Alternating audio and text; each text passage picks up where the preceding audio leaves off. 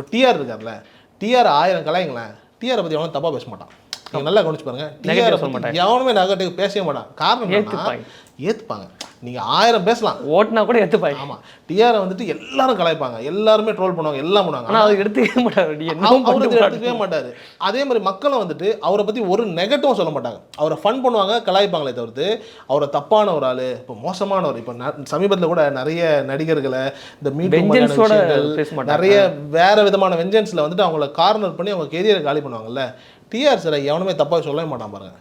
அது அப்படியே சிம்பு அவர்களுக்கு வந்துட்டு என்ன ஆகுது அப்படின்னா அதே தான் வருது. யார் நம்ம போயிடா அப்படிங்கிற அந்த ஒரு இமேஜ் வந்துட்டு என்ன ஆகுதுன்னா, சிம்பு என்ன பண்ணாலும் கடைசியில் வந்து ஆமா உங்கள் வீட்டு பிள்ளையான மன்னிச்சிடுங்கன்னு ஒரு கையை எடுத்து கும்பிட்டோன்னே என்ன பண்ணிடுவாங்க, நம்ம பையன் முடியாது. அது அப்படியே டிஆர் கிட்ட இருக்கிறது தான் சிம்பு கிட்ட இருக்குது. அதனால சிம்புக்கு மட்டும்தான் அது ஒர்க் அவுட் ஆகும். அதே லாஜிக்கே வேற யார் செஞ்சாலும் என்ன பண்ணுவாங்க, அது காவு வாங்கி அவ்வளோ அடி பின்னிடுவாங்க. ஏன்டா அவன் பண்ணுறான்றதுக்காக நீயும் பண்ணுவியான்ற மாதிரி தான் சிம்பு பண்ணலாம். அது வந்துட்டு அவருக்கு அந்த ஒரு அழகான ஒரு இமேஜ் இருக்குது, அது பிரச்சனை கிடையாது. கூட அது பேசிக்காகவே ரொம்ப நல்லவருங்க அந்த ஆள். அதனால் வந்துட்டு என்னன்னா, உங்களுக்கு உள்ளுக்குள்ளே ரொம்ப வந்துட்டு பியூரஸ்ட் ஆஃப் ஹார்ட்டாக நீங்கள் இருக்கும்போது வெளியில் அது வந்துட்டு உங்களுக்கு அப்படியே சரி விடுங்க அப்படின்ற அந்த ஒரு நிலை வந்துட்டு மக்களுக்கு வந்துடும். அதுதான் சிம்புக்கு ஒர்க் அவுட் ஆகுது.